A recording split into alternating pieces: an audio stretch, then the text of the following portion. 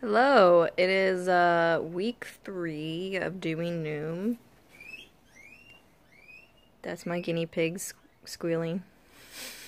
I just gave them cilantro and they're like, nom nom nom nom nom nom nom nom nom. Um, Actually having guinea pigs or rabbits is great for being healthy because they eat lots of, well, especially guinea pigs, because they eat lots of fruits and veggies. And so then you're giving them these yummy fruits and veggies and then you're thinking, wait, why am I not eating these too? And then you just end up making a salad for you and the guinea pig. So, that's cool. It was brought to my attention, someone sent me a video of like this super negative review of Noom, and it didn't even review the whole app or all its features. It was basically this one woman ranting about how she got all pissy about her coach not doing anything.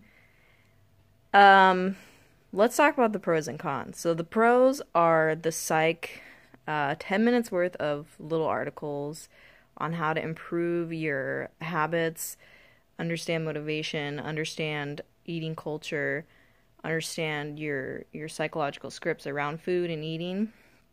And they're really good. Some of it I already knew. Some of it I learned a long time ago. And some of it I didn't even know. And being a psychology major, graduating from San Francisco State University, I can say that the psych information it is giving is accurate, and very helpful. The group coach is really good. She posts like a thing pretty much every day, and the group is really supportive too. Everyone's really positive, and it's a great way to get other ideas from other people and support other people, be accountable. The food logging is okay. It teaches you 3 different food groups: green, yellow, red. Green is like foods you can pretty much eat all the time.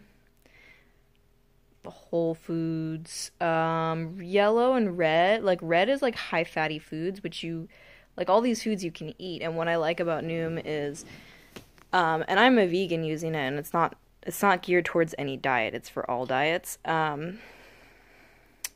And it just says like really calorically dense foods, like avocados and butters and stuff. You can still eat them, but in moderation, like the smallest, like this much a day, versus a yellow food, which is more like this much a day, and then green foods, a couple of these a day.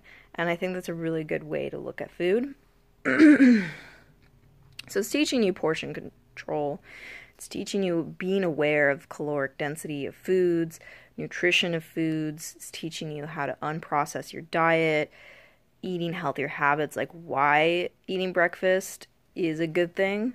It's like telling you the honesty of it, not that it does anything magical for you, but it actually just sets your day.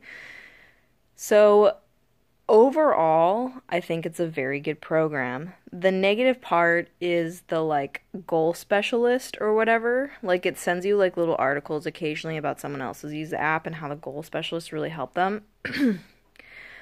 But my goal specialist, the first one, she didn't really answer my questions and stuff. And so I actually contacted Noom to send me a new goal specialist. And she also seems to not be really there. So I am kind of wondering if the goal specialist is actually a bot, or they just give them so many people and maybe the program or algorithm is like not very good, and so then they like don't know who they've messaged or something. I don't know what's going on, but it's not very good. I am going to still give this goal specialist or whatever a second chance. If they suck too, then I'll decide if I want to keep using the app. I might actually contact Noom and be like, hey, like, one of the parts of your product is this goal specialist, and both have seemed to either be bots or just suck. Can I get a discount? Because the rest of the app is great. At the same time, you're paying $25 a month. Is that too expensive? I don't know. I think it might actually be like maybe if it was like $15 a month because the goal specialist is not really working, I think it'd be definitely worth it. Um, at the same time, you could like research all these articles yourself. Like they put the information in a really digestible, understandable way. So if you are not a psychology major, it might be hard for you to get a lot of this information and understand it. So they actually make it really understandable and easy for like the general person. Um, and so, and like honestly, are you gonna go and spend your time reading articles about nutrition and everything and finding ones that are actually like relevant and helpful and like not biased and like they put a lot of work into that. A lot of work, and I feel like it is worth it. Um, I don't know. The one part that's supposed to be like the main person who's supposed to be there for you that isn't working does suck.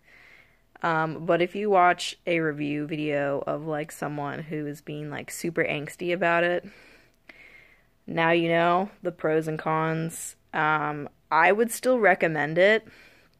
I think there is a bug or an issue going on with that one thing. But besides that, I think it will help most people. Um, the other thing is the calorie counting thing. The amount of calories recommended for me was really tiny. 1,200 calories is like the lowest any human should eat in a day, and I was recommending that. And like to get more calories by working out, like when I weightlift, it would increase it by like a lot. So if I didn't work out that day, then it would just be 1,200 calories, and that's way too freaking low. My first goal specialist told me how to increase the amount of calories I'm allowed to eat a day. It didn't seem to work. So I think there are bugs happening. But in general, like if you're not working out that day, eating like less calories, and even if you don't quite meet the caloric budget, you are gonna just be healthier using this app. However, I mean, I'm sure, I feel like later in the app it's going to talk about proteins and carbohydrates and fats and stuff more in detail. I'm not sure yet, but I'm working with a personal trainer. I'm weightlifting 4 times a week. So, even, some days I am only eating 1,200 or 1,500 calories just because I'm eating healthier, and so now I'm not like eating a bunch of shit or like randomly ghost eating or fog eating, it's called. And so I am actually just eating less, which is good. But there are times where I'm like, I need a lot of fucking protein. I'm gonna eat a bunch of beans, a bunch of tofu, I'm gonna have like 2 or 3 protein shakes because I need the protein to build muscle. So that all has a lot of calories.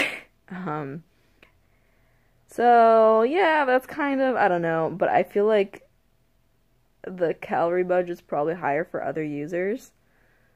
I don't know why it's just so low for me. So those are the pros and cons. Overall, good app. Negative calorie thing seems to be too low, and the group goal person, whatever, is really good, and the group is really good, which happens in week 2, which is when it starts getting, the paid part starts. The goal specialist sucks, but I think there might be some issues with it. Yep, this is really long. I probably won't make another one till like later. Okay.